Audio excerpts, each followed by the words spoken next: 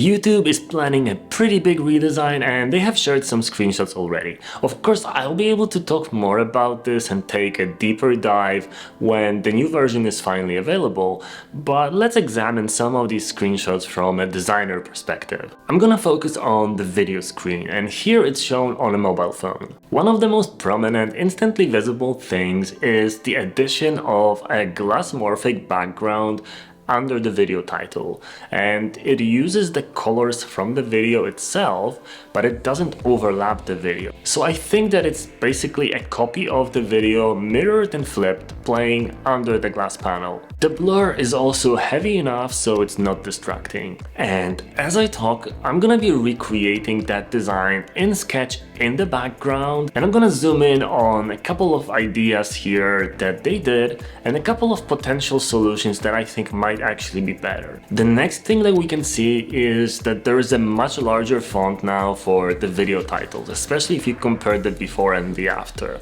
And that's really good because the title is something that actually sets you up to watch the video, so it is pretty important. Hashtags are no longer blue, which also means that they're not really gonna be that important and likely they're gonna be removed in the future. But the good thing about removing color here is that more focus stays on the video, not jumping around through different colorful objects all around the video.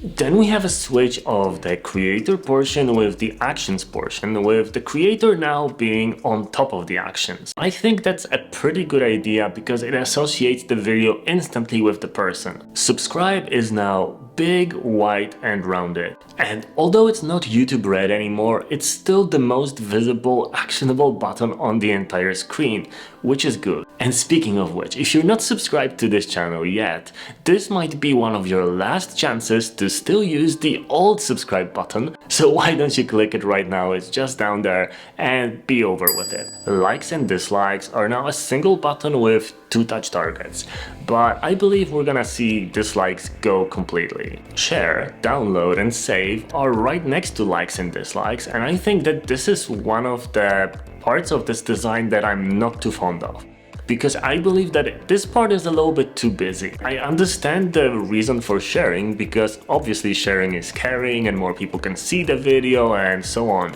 but do that many people download and save videos really? Or does it only happen sporadically if a video is specifically interesting to you, not on everything that you watch? So maybe those 2 buttons could be hidden under some actions button or an action sheet and just make this interface a little bit cleaner that way. Also, the action buttons, the likes and the dislikes, are a little bit misaligned optically, but this is something that's really difficult to do, especially on a website of this size. The comment section is faded into the background a little bit, and finally it uses the proper dark mode hierarchy. Because as I have said many times before, things closer to you should be lighter. So the previous one was actually wrong because the input, which is darker, was more in front of everything else, more in front of the card. So that was a disturbed hierarchy and it looked pretty weird. Now it's a lot better. The entire comment section, however, is a little bit less visible now.